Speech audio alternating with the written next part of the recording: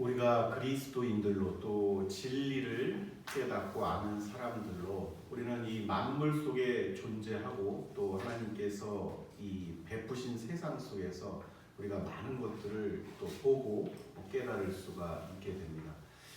가장 가까이는 우리가 자주 매스컴을 접하게 됩니다만 이 나이가 좀 들어갈수록 사람들에게 호응을 받았던 그 프로그램이 나는 자연이다.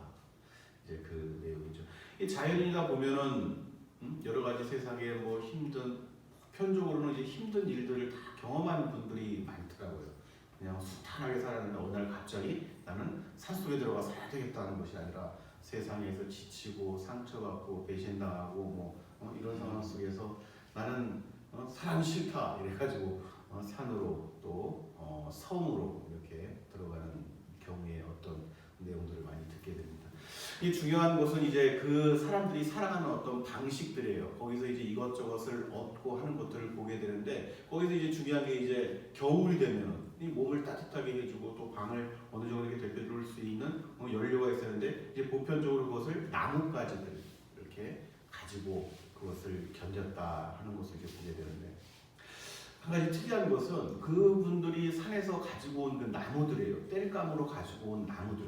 그 나무들은 이렇게 겉으로 보기에는 이것을 살아있는 나무를 어떻게 베어왔는지 아니면 어떻게 죽은 나무를 가지고 온 것인지 분별이 안 될 때가 있다. 근데 그 나무를 이렇게 부러뜨려 보면 그거를 잘라보면 그 나무가 죽은 나무인지 살아있는 나무였는지가 분명히 나타나게 되는 것이다. 겉으로 보기에는 몰라요. 겉으로 보기에는. 살아있는 나무를 또 잘 나온 것은 땔감으로 넣으면 바로 이렇게 확 타지 않습니다. 근데 이미 죽어있던 나무는 불 속에 넣자마자 활활 잘 타오르는 것을 우리가 보게 되죠. 우리가 그러한 것들을 보면서 우리가 오늘 본문을 한번 이 생각을 해 보았으면 좋겠는데 예수님께서 이제 우리에게 이런 말씀을 하셨어요. 5절 말씀을 보니까 나는 포도나무요 너희는 가지라 이렇게 말씀을 하십니다. 가지 자체만 놓고 생각해 보면 안 돼요. 이 가지는 본체에 붙어 있어야만 됩니다. 본체에 붙어 있지 않은 가지 자체가 생명이 없는 거죠. 생명이 없는 거죠.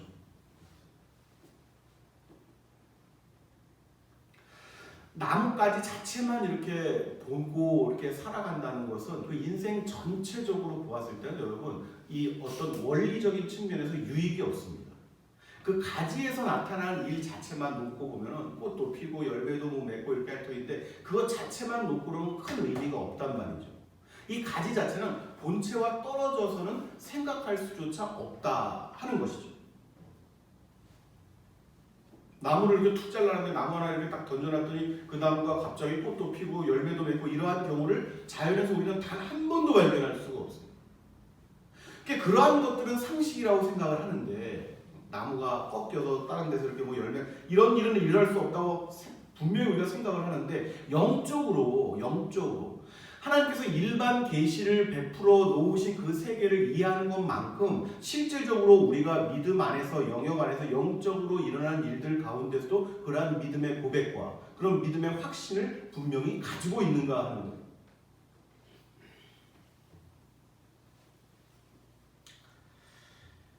우리가 분명히 다시 한번 기억을 해야 됩니다. 예수님께서 우리를 가지라고 말씀하셨는데 이 가지 자체로는 그 스스로의 능력으로는 어떠한 꽃도 열매도 피우거나 맺을 수가 없다 하는 것이죠. 이것이 기본 원칙입니다. 이 신앙의 대원칙이에요.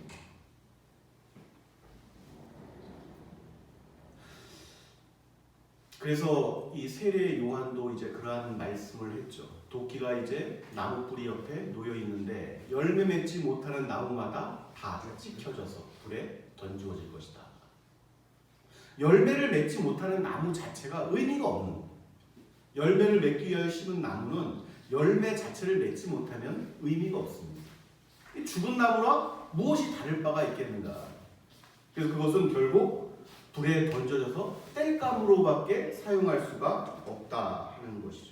우리가 예수님께서 무화과 나무를 저주하신 사건, 그 사건은 늘 기억을 해야 됩니다.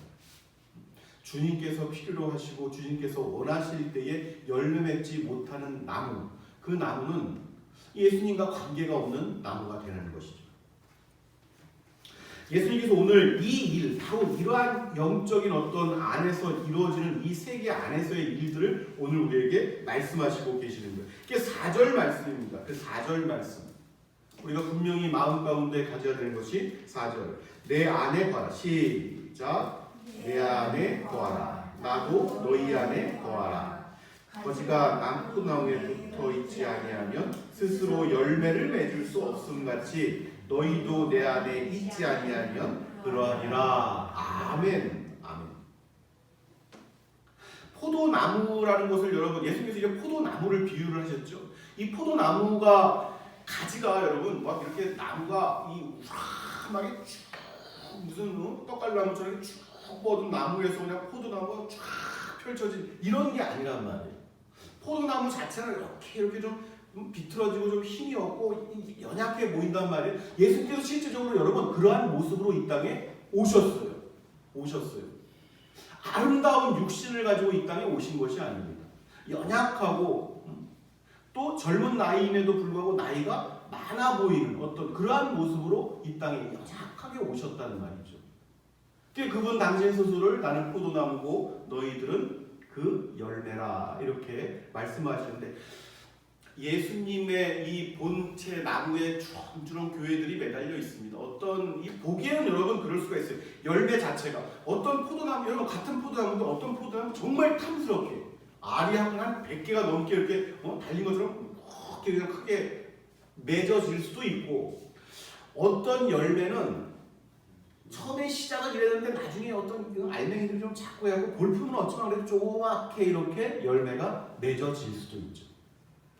중요한 것은 그런데 여러분, 크고 아름답게 보여지는 포도나무 이 열매나 작지만 볼품 없지만 그래도 그 가지에 붙어있는 그 열매는 열매다 하는 거예요. 분명하게 보기에는 그렇지만 열매는 열매다 하는 것이죠.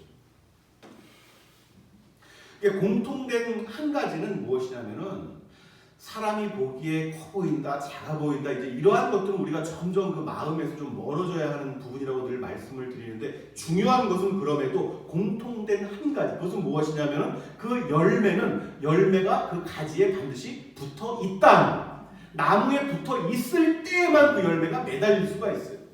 작든지 크든지 간에.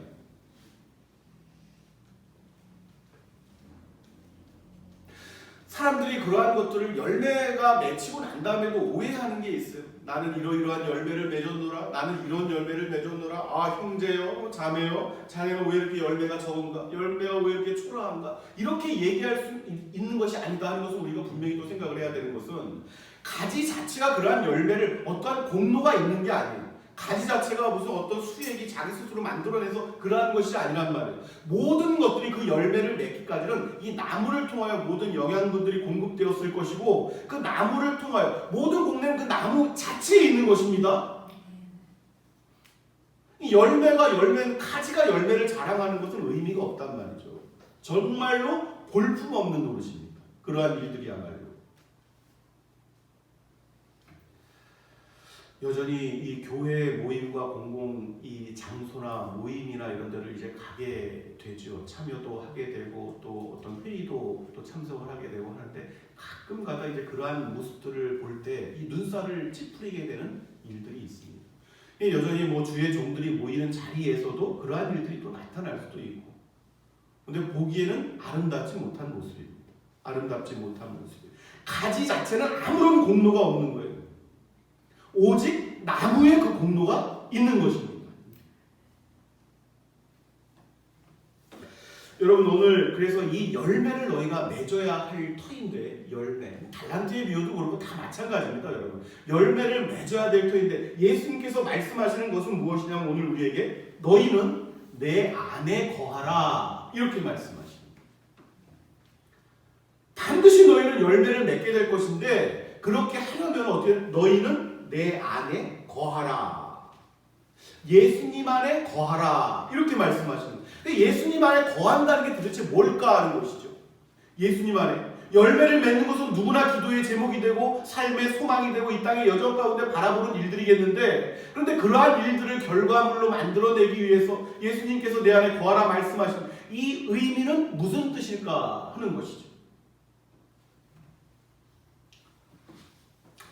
여러분, 이 기독교 역사를 보는 것입니다. 역사 속에서 공통적으로 예수님 안에 거하던 사람들에게 나타나는 특징들이 있는데, 그것은 무엇이냐면 자신이 가진 것을 인정하는 사람들입니다.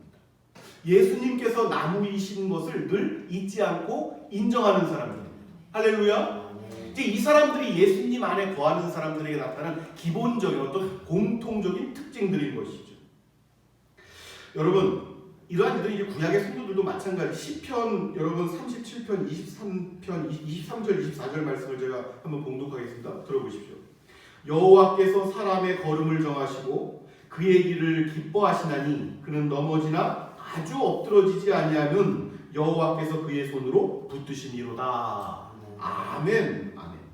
그러니까 생의 순간순간이에요, 여러분. 넘어질 때도 있어요. 넘어질 때도. 그런데 아주 엎드러지지는 않는단 말이죠. 아주 그냥 꼬꾸라져서 일어나지 못할 정도는 아니란 말이에요. 왜? 여호와께서 그의 손으로 붙드신 이로다. 그것을 분명히 고백을 하는 거죠.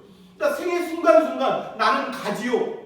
예수님, 나의 주님, 나의 머리이신 그분께서 이 나무 본체이시다 하는 것을 인정하는 것입니다. 그렇게 할 때에 가지가 힘이 없는 것을 스스로 인정하는 것이고, 나무이신 예수 그리스도 그분을 의존하는 것입니다. 그럴 때 그분의 붙드심이 있는 거예요. 그분의 구원하심이 나타나는 것입니다.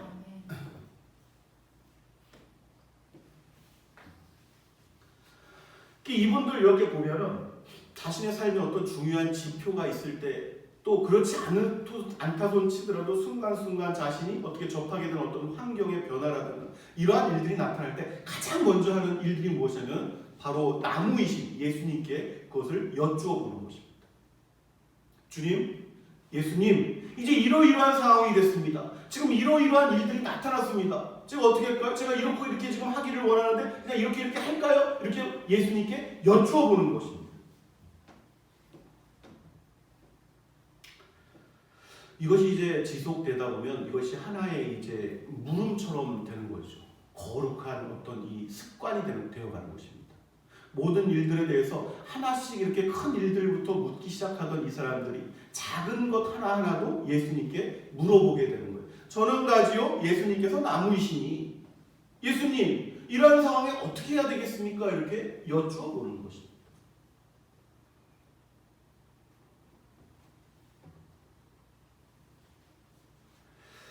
우리들 삶에 있어서도 이제 기도를 하잖아요. 이제 기도하는 그 내용 속에는 이제 그러한 것들이 들어있지 않습니까? 우리들 삶에 이러이러한 것인데 하나님 이렇게 되기를 원합니다. 하나님 도와주십시오. 또 내지는 제가 어떻게 해야 되겠습니까? 저는 이렇게 하고 싶은데 예수님, 주님, 하나님 아버지 어떻게 했으면 좋겠습니까? 이렇게 여쭤보는 것입니다. 그 여쭤보고 우리 주님께서 아무 말씀 안 하시면 때때로 말씀해 주실 때도 있고 그냥 아무 말씀 안 하시면서 내가 이러한 말씀을 안 했는데 내 마음이 그냥 평안하면 그 일을 하는 것입니다.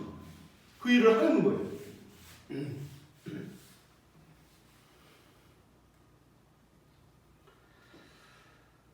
이렇게 되었을 때 이제 지나고 나면 그 발자취 우리 주님께 물어보았던 그 내용들이 알알이 연결이 돼서 선한 열매로 나타나게 될 것이다 하는 것이죠. 할렐루야. 아멘.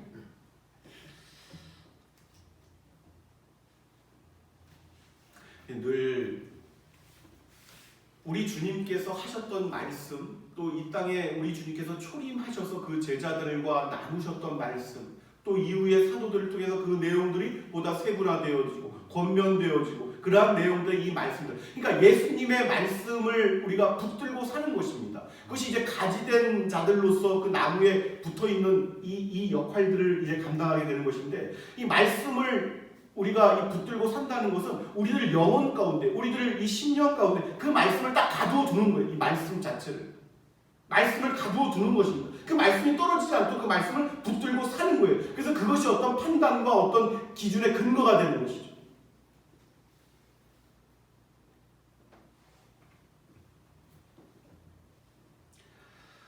중요한 것은 이제 우리가 나그네로서 우리가 걸음을 걸어가는데 우리가 마음의 위안을 받는 것은 무엇이냐면 우리의 걸음과 가는 길들을 하나님께서 미리 정하셨다는 것입니다.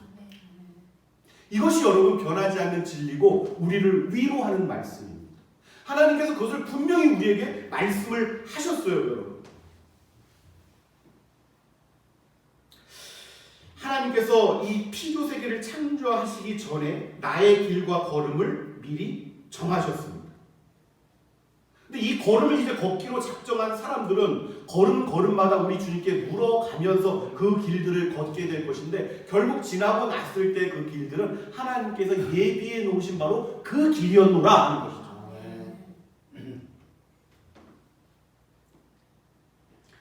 그 말씀이에요. 여호와께서 사람의 걸음을 정하시고 그의 길을 기뻐하시나니. 이 말씀이 이제 그 내용, 이 말씀. 늘 우리가 주일에도 또 넘어질 수도 있고 평일에는 또 말로 더할 수 없을 만큼 또 연약해질 때도 있고 하지만 완전치가 않단 말이에요. 저와 여러분이 이 영혼이 여러분 이 육신이 약하잖아요. 어떤 사람은 또 특별히 어느 날은 더 아파가지고 이번 주에도 지난주에도 우리가 어디가 아파요 이렇게 했지만 어느 날은 특별히 컨디션도 안 좋고 육신이 아픈 것처럼 어느 날은 내 영혼의 어떤 곤비함과 지침과 이런 힘겨움이 더하는 날들이 있어요, 여러분.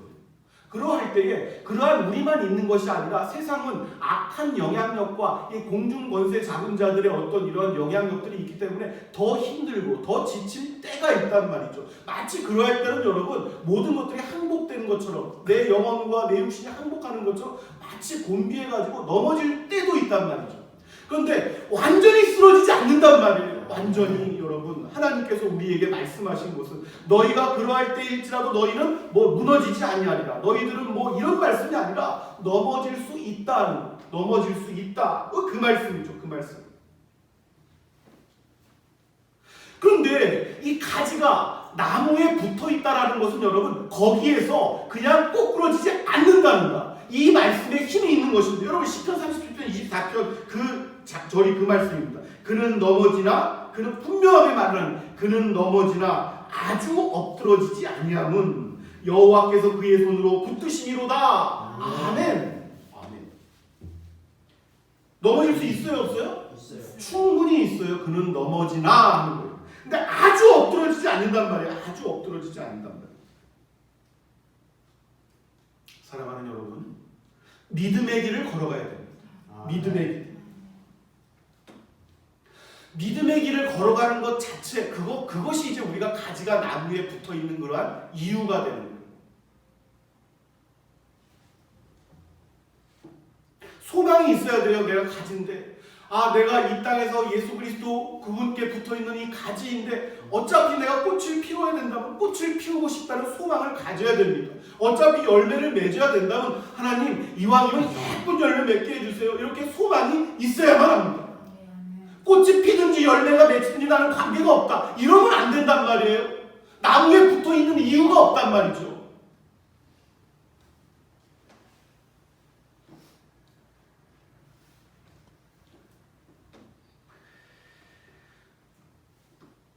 가지가 나무에 붙어 있다고 해도 여러분 이 가지가 원하는 어떤 소망처럼 되지 않을 때도 있어요. 가지로서 나무의 입장은 생각하지 못하고 가지인 입장에서 당장 지금 여름이 되고 어떤 가을이 되고 해야지만 이게 꽃이 피고 또 열매가 맺고 해야 되는데 지금 추운 겨울인데 가지는 잘 모르고 내가 지금 꽃이 좀 폈으면 좋겠다. 나는 좀 쌀쌀하네. 이럴 때인데 내가 꽃이 피하지만 다른 꽃 피지 못한 가지들보다 내가 좀 화려하게 딱 이렇게 돋보이는 거 아니야? 이런 생각이 들 수가 있단 말이에요. 그런데 그것을 하나님께서 보실 때에 그 나무의 입장에서 볼 때는 섭리에 맞지 않다는 것이죠. 꽃이 피울 수는 있겠지만 그 꽃이 얼마나 가겠냔 말이에요. 세찬 비바람이 불고 막 이 강추위가 몰아치고 막 눈이 막 그냥 막 날리고 막 이렇게 하는데 꽃이 그때 피어나가지고 무슨 의미가 있겠냐면 가지는 그렇단 말이에요. 가지의 입장에서 생각할 때는 또 때로 생각할 때 가지는 늘 꽃이 피고 이 열매가 맺어야 되는데 도무지 이 꽃은 필 것 같지도 않고 열매는 맺어질 것 같지도 않고 이럴 수가 있단 말이죠. 이럴 수가 있단 말이죠.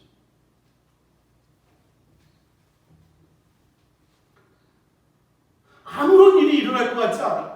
나의 믿음의 여정은 다른 사람과 다르나? 하나님께서 나를 다른 사람보다 조금밖에 덜 사랑하시는 걸까? 이게 꽃이 피기는 필까? 열매는 맺어지기는 맺어질까? 아무런 일이 일어나지 않을 것만 같을 수도 있단 말이에요. 시편을 여러분 보십시오. 그러한 것들에 대한 염려와 고민으로 가득 찬 그러한 내용들을 우리가 많이 발견할 수가 있습니다. 심지어 그 위대했던 다윗 왕에게도 있죠.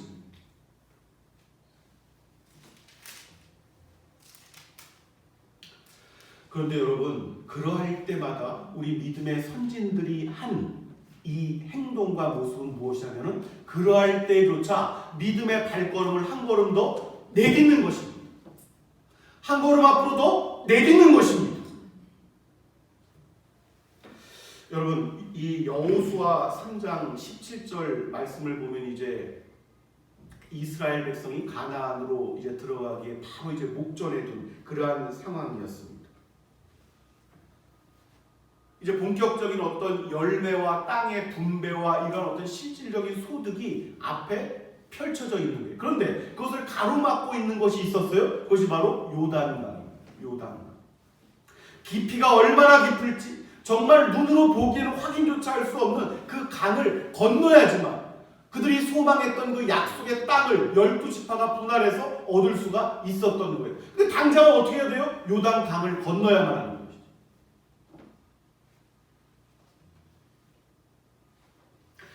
이때 이스라엘 백성들, 그 지도자들이 했던 행동이 무엇이냐면 여러분 제가 봉독해 드립니다. 여호수아 3장 17절 말씀을 보면 여호와의 언약궤를 맨 제사장들은 요단 가운데 마른 땅에 굳게 섰고 그 모든 백성이 요단을 건너기를 마칠 때까지 모든 이스라엘 그 마른 땅으로 건너갔더라.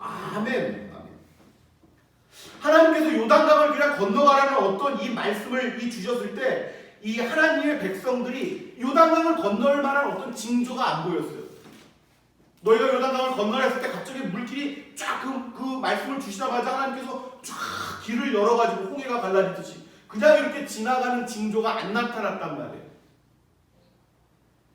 이스라엘 백성들과 그 제사장들이 했던 이 행동은 그때 무엇이냐면 여러분 말씀의 언약궤를 맺고 하나님이 건너라고 하셨으니까 그 말씀에 순종을 해서 언약궤를 메고 요단 강물에 그냥 발을 내디는 것입니다.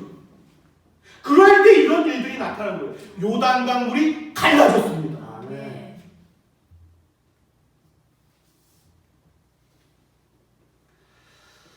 사랑하는 여러분, 우리들 각자에게 주어진 믿음의 여정들을 걸어갈 때 예수님께 분명하게 여쭈어보고 또 그 말씀을 듣는 축복이 임하시기를 바랍니다. 우리 주님께서 내가 원하던 그 일들을 질문을 드릴 때 예수님께서 대답이 없으신 것 같아. 근데 마음은 평안해. 그 일을 지속하시길 바랍니다.